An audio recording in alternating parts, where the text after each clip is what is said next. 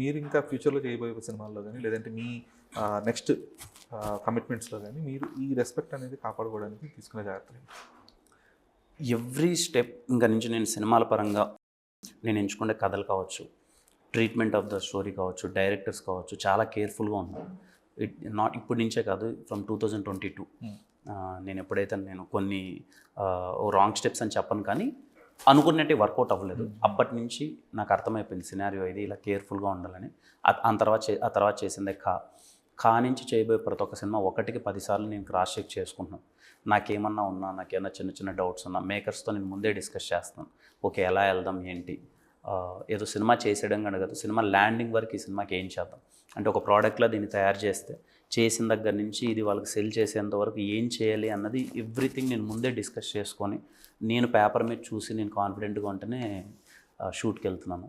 So in that note I'm very very confident that every film ఎక్కడే కానీ miss కొట్టకుండా చాలా మంచి సినిమాలే చేస్తాం. ఆ ప్రయత్నం అయితే నా సైడ్ నుంచి 100% పెడతాను.